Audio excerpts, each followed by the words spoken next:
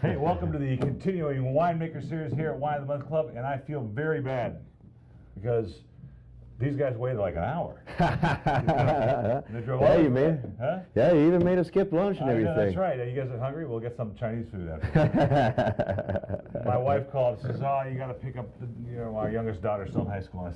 I wish she'd get her license because she doesn't want to get her license. Well, then you would start using your car, and then you'll have other problems, you know. That's the problem, right? I'm here with Henrik. Say your last name again. My last name is Heikel. Heikel, yes. Yep. You're the winemaker at Evohe Wines, which we've featured before, and this whole lineup was great. Yeah, a pleasure to come over here. Yeah, exactly. I'm over here from Zaragoza, a beautiful city right in the middle of the desert, in between Madrid and Barcelona. Wow, and you have. We could have called this Three Guys Winery, right? More or less. But we went for a little tougher name, calling it just Evohe. Yeah, right. So yeah, that's meaning I am. There's you and who else? We got Ricardo Mostillo and also Alfonso Mort. Are they winemakers as well, or just the there we go. Well, we have me over there for winemaking and that part. We actually share the whole that process of making wines in the end, About winemaking, you do that about 1 month of the year, and then the rest of the time you're out here traveling and meeting up people around the world. Now your schedule sounded pretty hectic. You've already been at Edwards Air Force Base. You've been in Vegas. You went to the show there. That's true. I'm going to be up in San Francisco now later of this week, and then I'm coming over to Vancouver, and then I'm flying over to New York, and then I'm going down to the wine fair of San Paulo, and then popping over there. I know, man. That's life. I noticed that we love Spanish wines, always have, but I've noticed there's quite a resurgence. There's a section at Whole Foods Markets that's just got Spanish wines in it. And there's quite a little renaissance going on. True. No, absolutely. Is that a worldwide thing, or is it just happening in America? It's happening in America, and it's happening around. People are getting cautious. People are getting very, very interested, and so are we also, and trying to show out what Spain really does have, and especially the traditional stuff and beautiful grape varieties, which have been around there for centuries and centuries, like this, the white Garnachas we got around here. Because now, this question was, I'm going to rinse your glasses. I think it yeah. smells like coffee from being in my camera. This is a good thing to do. Always clear up your glass a little bit with them, dishwasher, the salt. Particularly at a restaurant. Yep. So one of the nose of that wine is just so distinctive.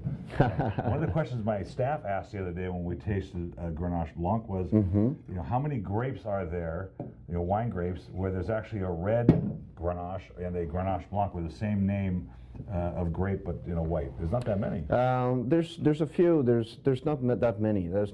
This is a grape. This is the strain of the black Grenache. There's the furry one, and there's a couple of different versions.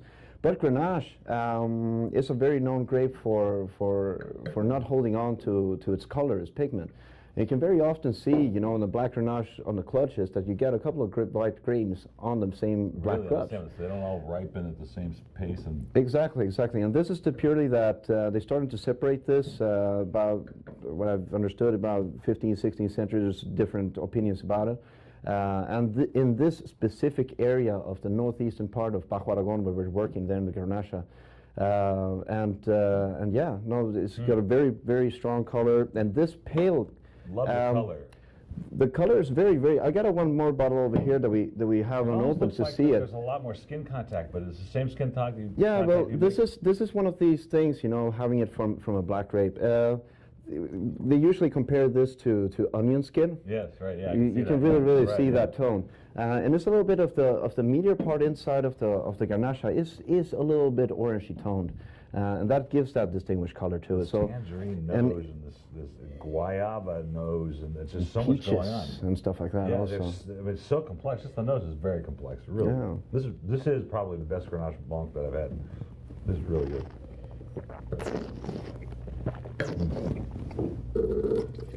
Yeah, it's a really structured wine, and it's got a great amount of body.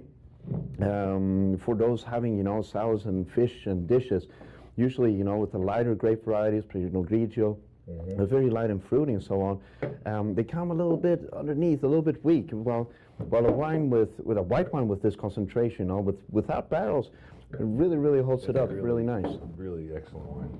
Thanks. What do you suggest, the Garnacha or the Tempranillo? Let's go for the Garnacha and try the difference here, because first you have the Garnacha Blanca. This is the same grape variety. Jumping then into the black one, 100%. Maybe a little bit of furry or something like that, strains in it also. Over here we're going into a bit more southern down. This is a land which summertime usually for the top 2 months holds about 120 degrees every day. Really? This looks more or less as you're coming out to Vegas, but without the Disneyland around it, you know? The nose is deceiving. It's sort of a fruit bomb in the nose, but the palate's very balanced.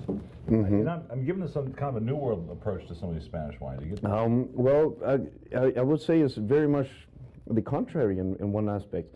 Yes, for the Garnacha, if you have, this is a Garnacha from its home country where it's originally grown. You have that hot climate that really evokes and drives out all the fruit expression to it. Yes, you would have that if you would get a Garnacha from possibly from Australia or something like that has that heat. But what you got over here is the old vines. This is winemaking using concrete deposits, very traditional methods of holding on to wine quite a couple of months, moving it around, having that expression and that fullness to it, and that gives it very much that balance also. Because afterwards, fruit though in the middle, but it's got a lot of balance toward the end. The acids are really mild. And then afterwards, you got the acidity, the saliva continues here, and that is also just like the amount of life and density you actually do have in it. Thanks, sir. I'm not spitting that one out. Yeah. Excellent wine. And now, how long has this been in the U.S.? This is what vintage number is this for the Garnacha? Is this? Well, the white Garnacha that's the first year we do it. Now, this Garnacha, we started off in 2005 with a little bit of a pilot year. 2006 and forwards, that's when it started reaching around here a little bit over into States. So it's been a little bit moving around, and now this is actually the first time I'm actually coming over here to California and getting this wines. You were the first one to say it. It's supposed to be raining right now. You did well. What did we feature, David? I featured the Grenache. The red. Right. Exactly. Yeah, okay, right. Exactly. Well, this is definitely going to be on the billing here pretty soon. Now the Tempranillo. Lovely. The classic grape of Spain. Is this Tempranillo traditional to this area? This is our project with Evohe is, and you will see it also. We have our wines from different ubications of VT areas around the city of Zaragoza. This is the northern part. Northern part of Aragon actually touches France. So you got the Pyrenees, and this is just a subzone of the Pyrenees. If we're talking about near 120 degrees where we have the Garnacha, this is holding the much milder 90, 95 degrees that same day, and that's just a half an hour drive going north or south. That has that difference. Tempranillo needs a slower maturation, and it needs more water inside the ground and so on. And this is where essentially they were starting writing about the Tempranillo in the 9th century. Really? And this is the land that touches just east of Navarra. It's just west of Somontano, and just underneath the borders over there for France and the Pyrenees. This has such complexity. There's so many things going on. I get licorice, and I get tobacco, and I get all kinds of dark fruit. It keeps kind of going and going. And all these wines, barring the white, seem like they have long lives. Absolutely. There's enough acid, there's enough fruit, there's enough complexity.